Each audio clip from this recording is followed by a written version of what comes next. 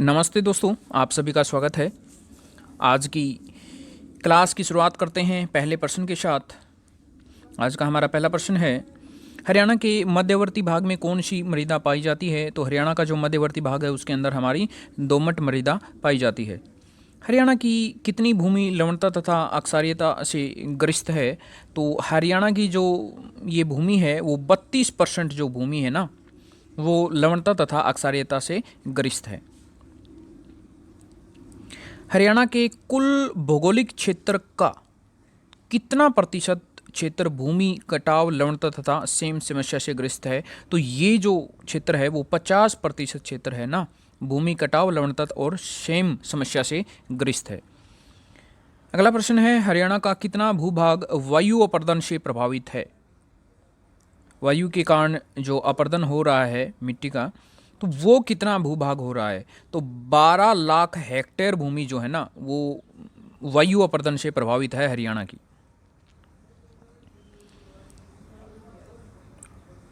अगला प्रश्न है, बालू के स्तूपों या कह सकते हैं टीलों की प्रधानता किस मृदा की विशेषता है?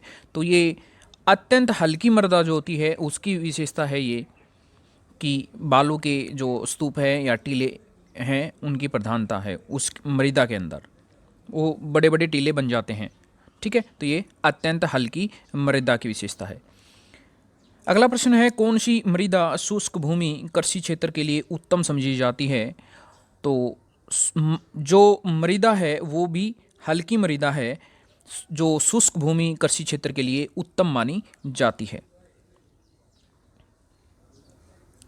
हरियाणा में ग्रीनिंग ऑफ हरियाणा नामक वृक्षारोपण की व्यापक योजना कब शुरू की गई? तो ये योजना जो शुरू की गई थी ग्रीनिंग ऑफ हरियाणा नामक, ये वर्ष 1989 से 90 के दौरान यह योजना की शुरुआत की गई थी। कमल हरियाणवी द्वारा रचित कहानी का नाम क्या है? तो कमल हरियाणवी द्वारा जो रचित कहानी है उसका नाम है आशा की किरण। रामफल चहल द्वारा पारिवारिक संबंधों के विषय में रचित नाटक का नाम क्या है? तो साजा सीर जो है वो रामफल चहल के द्वारा जो नाटक की रचना की गई है, नाटक बनाया गया है, वो पारिवारिक संबंधों के विषय में तो जो नाटक है उनका साजा सीर। ठीक है। हरियाणा के किस भाग में हल्के भूरे रंग की रेतीली मृदाएं पाई जाती हैं? तो ये दक्षिणी पश्चिमी भाग जो है उसके अंदर हल्के भूरे रंग की रेतीली मृदाएं पाई जाती हैं।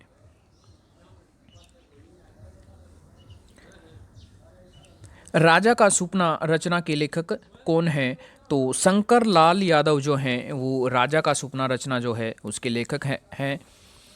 अगला प्रश्न है, संत कवि गरीबदास कहाँ के रहने वाले थे? तो संत गरीबदास जो हैं वो छुड़ानी झज्जर के रहने वाले थे। किस जिले में कलेश्वर राष्ट्रीय उद्यान अवस्थित है? तो यमुनानगर के अंदर है कलेश्वर राष्ट्रीय उद्यान स्थित है। ठीक है। चौधरी देवीलाल प्राकृतिक हर्बल पार्क किस जिले में स्थापित किया गया है? तो ये यमुनानगर के अंदर है, चौधरी देवीलाल प्राकृतिक हर्बल पार्क स्थापित किया गया है। हरियाणा के किस भाग में अपेक्षाकृत बलुई दोमट मृदा पाई जाती है? तो ये जो बलुई दोमट मृदा है वो उत्तर पश्चिमी भाग के अंदर पाई जाती है। फिरोजपुर झिरका क्षेत्र में किस प्रकार की मृदा पाई जाती है? तो ये जो फिरोजपुर झिरका का जो क्षेत्र है उसके अंदर हमारी मोटी दोमट मृदा पाई जाती है। सुल्तानपुर को जलीय पक्षियों हेतु आरक्षित क्षेत्र कब घोषित किया गया था? तो वर्ष 1972 में जो सुल्तानपुर है उसको जलीय पक्षियों हेतु आरक्षित क्षेत्र घोषित किया गया था। राज्य में यूरोपियन संघ की मदद से हरियाणा सामुदायिकी नामक परियोजना कब शुरू की गई थी? किसके सहयोग से? यूरोपियन संघ की मदद से ये योजना जो है, परियोजना जो है शुरू की गई थी वर्ष 1971 के अंदर। तो वर्ष 1971 में यूरोपियन संघ की मदद से जो है हरियाणा सामुदायिकी नामक परियोजना की शुरुआत हुई थी। लसुड़ा वृक्ष किस वन की विशेषता है? लसुड़ा वृक्ष जो है उष्ण कटिबंधीय वन की विशेषता है। हरियाणा में नॉन बायोडिग्रेडेबल गार्बेज या कंट्रोल एक्ट जो लागू है वो कब लागू किया गया था, कब किया गया था? तो वर्ष 1999 के अंदर जो है हरियाणा के अंदर नॉन बायोडिग्रेडेबल गार्बेज या कंट्रोल एक्ट लागू किया गया था। हरियाणा में वनस्पति वन योजना कब लागू की गई थी? तो हरियाणा के अंदर वनस्पति वन योजना है वो 1 नवंबर 2003 को लागू की गई थी। चैंपियन एवं सेठ के अनुसार हरियाणा में कितने प्रकार के वन पाए जाते हैं? तो चैंपियन और सेठ के अनुसार हरियाणा के अंदर 5 प्रकार के वन पाए जाते हैं। अगला प्रश्न है, हरियाणा की लगभग कितने प्रतिशत जनसंख्या कृषि एवं उससे संबद्ध कार्यों में लगी हुई है? तो हरियाणा की 70% जो जनसंख्या है वो कृषि एवं कृषि से संबंधित जो भी कार्य हैं उनके अंदर लगी हुई है। हरियाणा राज्य के कुल भौगोलिक क्षेत्रफल का लगभग कितना प्रतिशत भाग है वो कृषि के योग्य है? तो 81% भाग जो है वो तो कृषि के योग्य है और 70% जो जनसंख्या है ना हरियाणा की वो कृषि के क्षेत्र के अंदर लगी हुई है या उससे संबंधित जो भी कार्य है उनके अंदर लगी हुई है। हरियाणा राज्य को कितने कृषि जलवायु क्षेत्रों में विभाजित किया गया है? तो हरियाणा को दो जलवायु क्षेत्रों के अंदर विभाजित किया गया है, कृषि जलवायु क्षेत्रों में। अगला प्रश्न है, गेहूं उत्पादन की दृष्टि से हरियाणा का भारत में कौन सा स्थान है? तो गेहूं उत्पादन की दृष्टि से हरियाणा का हमारे देश के अंदर तीसरा स्थान है।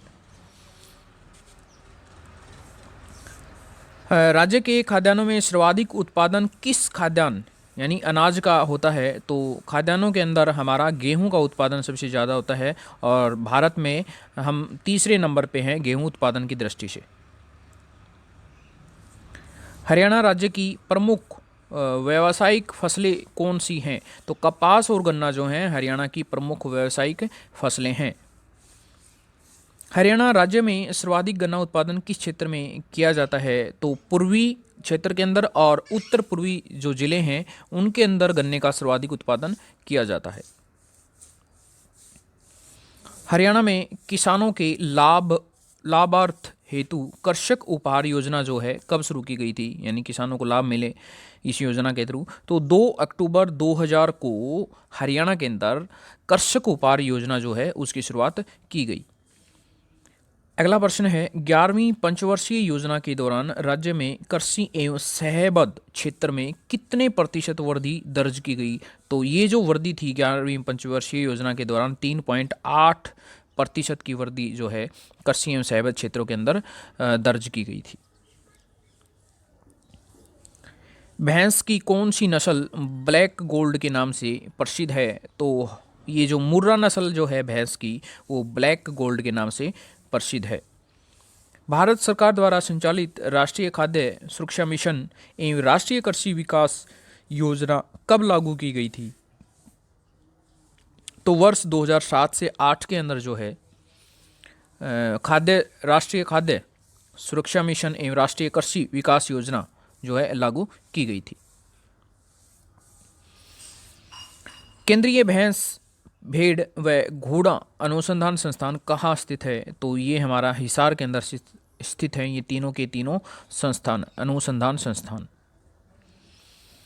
हरियाणा के किस भाग की अधिकांश सिंचाई वर्षा से हो जाती है? तो हरियाणा के उत्तरी पूर्वी जो भाग है ना उनकी जो सिंचाई है वो लगभग हमारी वर्षा से ही हो जाती है। ठीक है। हरियाणा में वर्ष 1987 में पड़े अभूतपूर्व सूखे में किस सिंचाई परियोजना द्वारा महेंद्रगढ़ जिले में खरीफ फसलों को जो है बचाया गया था? तो वो जो परियोजना थी 1987 में जो जिसकी शुरुआत की वो थी जवाहरलाल नेहरू उत्थान सिंचाई योजना, जिसके द्वारा महेंद्रगढ़ जिले में जो खरीफ फसलें हैं जो खरीफ की जो फसलें थी उनको बचाया गया था।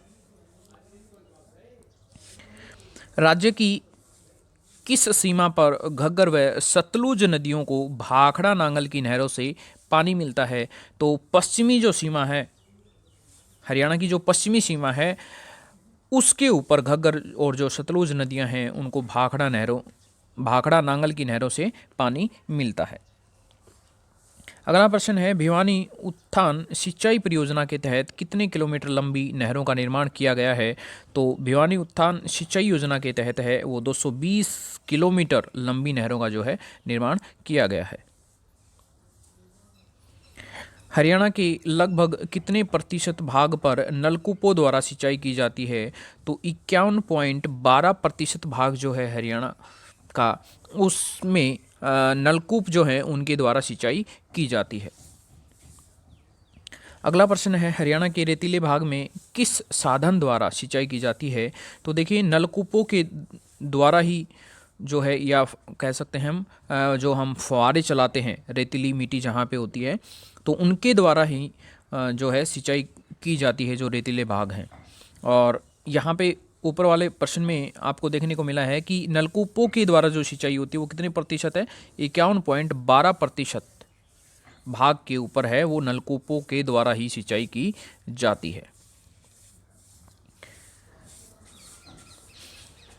अगला प्रश्न है, महेंद्रगढ़ जिले से संबंधित जवाहरलाल नेहरू उत्थान सिंचाई परियोजना प्रणाली के नाम से निर्मित नहर में पहली बार कब पानी छोड़ा गया था? तो वर्ष 1976 के अंदर जो है महेंद्रगढ़ जिले में जो जवाहरलाल नेहरू उत्थान सिंचाई परियोजना के नाम से जो निर्मित नहर थी, उसमें पहली बार 1976 के अंदर जो है पानी छोड़ा गया था।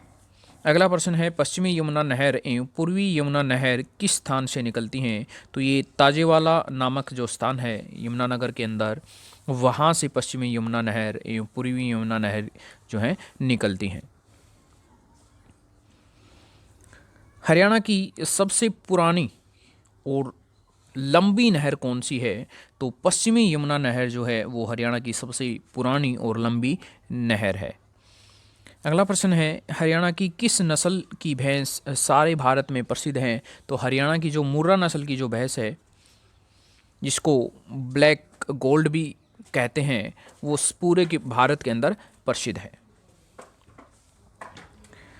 हरियाणा का कौन सा जिला पशुधन विकास के मामले में अग्रणी है? तो हिसार जो जिला है वो पशुधन विकास के मामले में अग्रणी है।